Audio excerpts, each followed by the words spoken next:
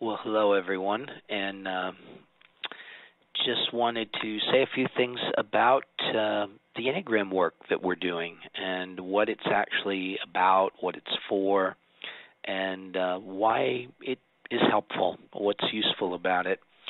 I think if people know about the Enneagram at all, if we've heard something about it, generally speaking, we've learned that it is a cool way to learn about the personalities of ourselves and of the important people in our lives, our friends, our family, our colleagues. And, at that kind of entry-level view, it can be very useful. It's certainly worthwhile to understand the personalities of my loved ones better. It can help a lot in marriages or work relationships. I think of all of those, the most important is self-understanding, and the more we kind of see a bit more about what makes us tick, it helps us occasionally pick something else, gives us more choice and more freedom. But that choice and freedom will really depend on our orientation toward what we learn when we hear about these different patterns of personality that we're calling types. So we have a few things that I always ask people to bear in mind when we're looking at this material. One of them is that we are not a type. You and I are not a type. We have a type in the sense that we have a way of relating to the world and of handling our emotions and of dealing with difficulties that is our bedrock, what we fall back on, what we trust. And, all things being equal, we tend to trust that modality. We have others available to us, but when we're more stressed or more focused, we'll tend to use certain ways of dealing with things more than others. And I think most of us can recognize that, and certainly we can see it in the people around us. We can see certain ways our friends and loved ones deal with things. So all of that is a good level of understanding. But then we get into a deeper work where we're trying to bring awakeness, presence, self-awareness to these patterns, which requires another level of understanding and another level of commitment. In this, we begin to really open up some of the freedom beyond our type pattern. Through that awareness, we get the choice of whether to go with that pattern or to pick something else. If we don't see the pattern, we become it, and much more than most of us realize. So this also works the other way around in that the more we become aware of the patterns, we become aware of what we tend to do instead of being awake and present in our life, how we tend to lose track of ourselves, what we get preoccupied with, if you will. So very valuable for any of us practicing meditation or centering or anything that we're doing in order to live a more awake life. So on that level, we can sort of get into the whole idea that maybe this is about finding out what we are beyond the personality, beyond the patterns, and we can start to touch some of the more transcendent places, the more non-dual states of consciousness that various spiritual and religious traditions address, or that we can find also through depth psychology, for example.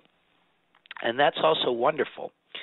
But what I'm going to be wanting us to really understand is that ultimately, at its deepest and most powerful level, at its greatest expression, the Enneagram is about the integration of that more expanded, non-dual, transpersonal view with our immediate lived humanity.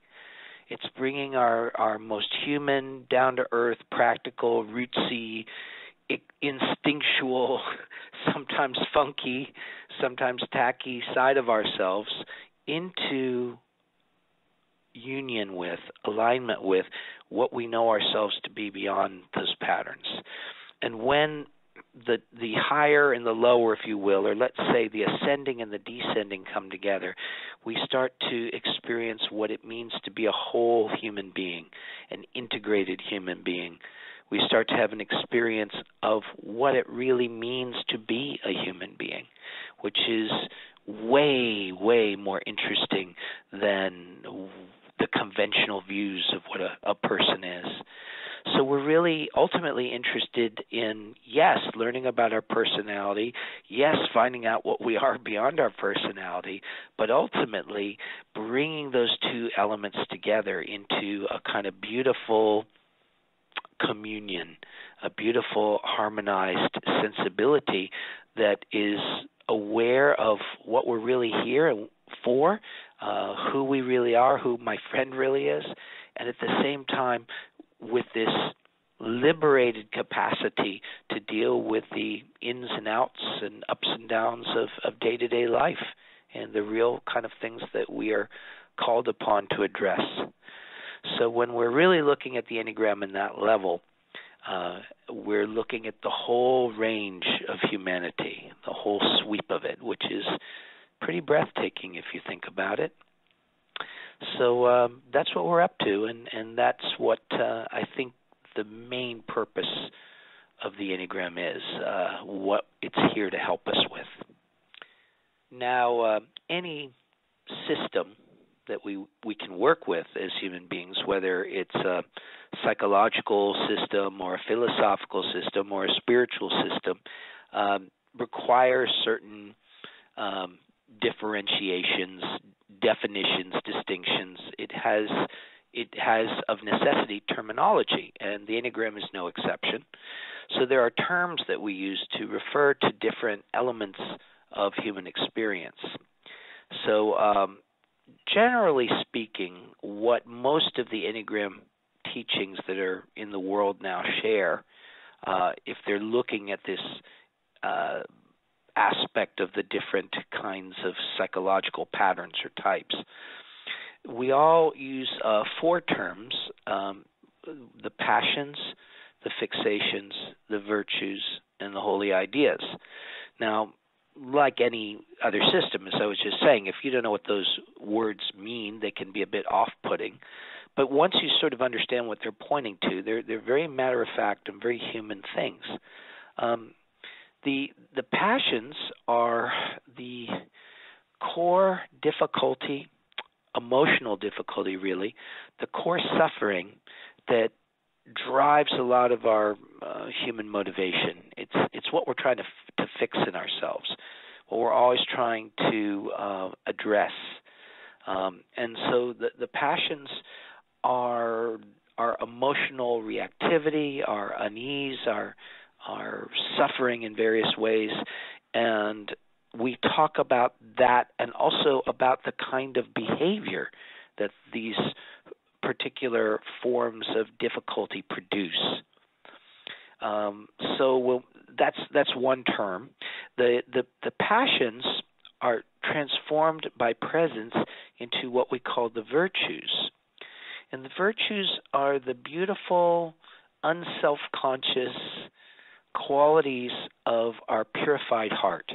When we've really been doing our psychological and spiritual work, we become more human and more humane. We become more balanced. We're not so reactive. We don't get our buttons pushed as easily. And so there are ways that we show up in the world on the heart level when we are liberated to some degree from some of that suffering and some of that reactivity. And so the virtues are a way of talking about that. We look at 9 different flowerings of the heart, you might say, and that's what the virtues are. The fixations are a term we use to refer to habits of mind, habits of attention that we get stuck in. And we're so stuck in these patterns that we don't see them as such. We just think we're looking at reality. And probably the other people are just being ridiculous or dumb because they're not seeing it my way. I think most of us have felt that way at least sometimes. But our fixation is just based in certain assumptions about what I am, what reality is, a certain way of framing my experience that I don't realize I'm doing, and it's usually done in some sense to manage the suffering of the passion, the difficulty. The problem with that is it's a management that never actually lets the passion get healed. It just kind of postpones that date with our own heart. And we can live like that a long time, but the passion and fixation kind of work together to keep us in our usual kind of ego patterns. But the passion, just as the passion is transformed by presence and awareness and grace into the virtue, so too the fixations are transformed into and by what we call the holy ideas. Now that one's really a mouthful.